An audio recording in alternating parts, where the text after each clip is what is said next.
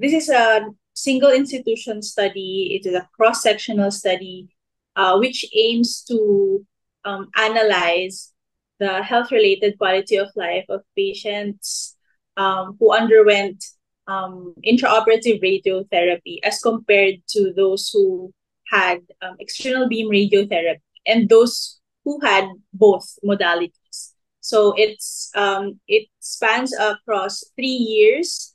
So it's from March 2019 to March 2022, and we included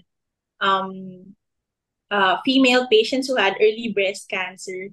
And according to this short-term study, patients who had IORT based on the breast-Q questionnaire is likely to have a better quality of life as compared to those who had EBRT.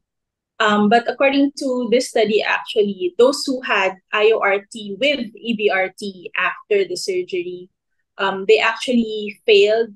They actually had less quality of life, if you may say, since they had to undergo two modalities instead of just one. So I think more or less that's the summary of the paper that we have done in the Philippines.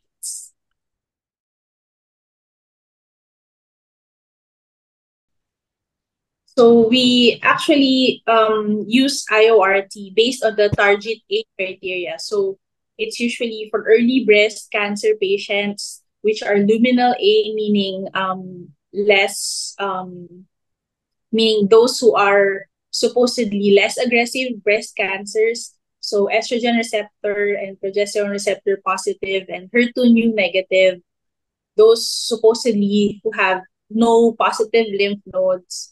So there is actually a strict criteria that we follow before we offer IORT to patients, and the patients have to have less DCIS on their specimen, and they have to be, there's a certain age criteria which is more than 45 years old.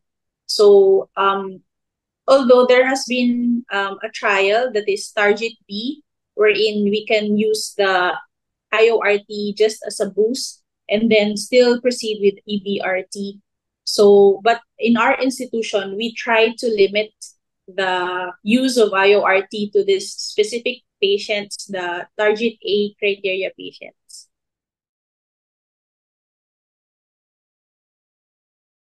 I think IORT has several studies on brain as well and breast, limited studies on colorectal, but in our institution, it's mainly for the breast.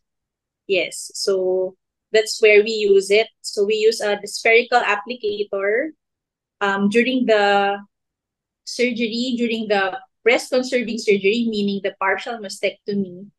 After the surgery, after the frozen section is negative, the margins are negative, and the lymph nodes are deemed to be negative on histopathology, then that's when we apply the intraoperative radiotherapy for several minutes, and then that's it. So it's actually a very good modality since the patient is receiving radiotherapy uh, in concurrence or during the same time with the surgery itself. So instead of a 3 to 5 week long period of radiation therapy.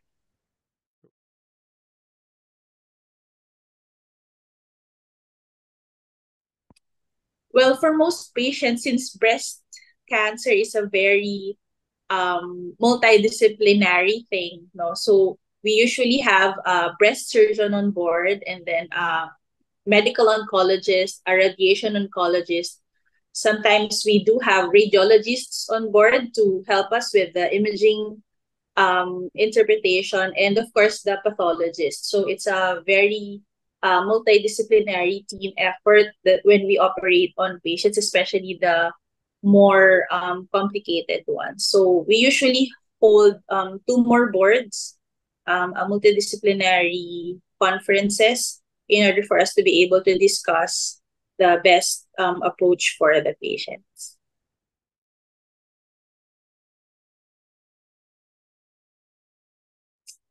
Well, during the consultations, we make sure that we discuss each option. Now, sometimes the patients actually opt for a total mastectomy instead of a breast conserving surgery, since they are worried about the radiation that is required when you do a breast conserving surgery. So they tend to lean more on the option of total mastectomy, aside from the fact that you have to undergo another procedure, an adjuvant treatment of radiotherapy.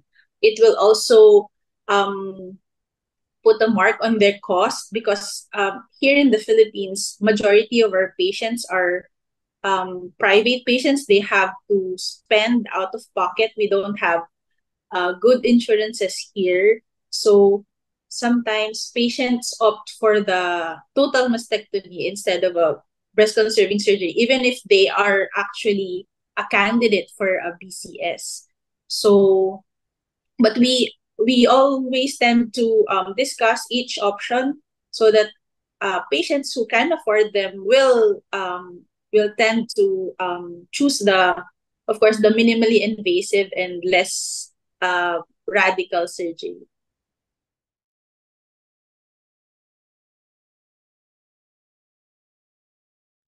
Well, here in the Philippines, since we only have actually three IORTs here in the Philippines.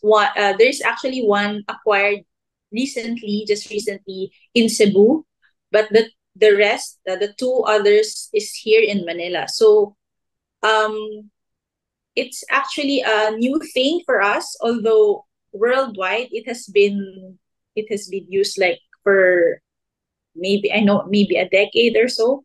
So since we are actually a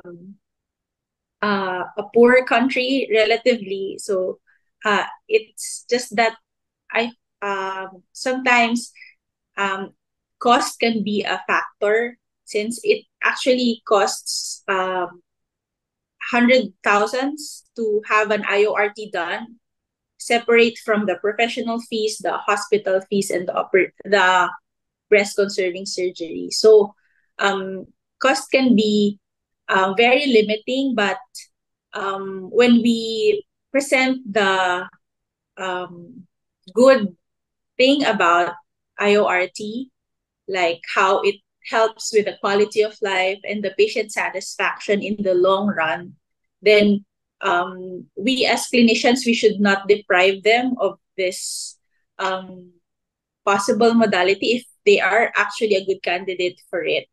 So it should not be the mere it should not be the primary issue when we offer surgical options for patients. No, although I know there's an issue with regards to the finances and the accessibility of the modality itself right now, but for candidates that are fitting for this modality, then it will be a good option for the patients, especially since new studies have been recovering that the quality of life in the long run would be better for patients undergoing IOR.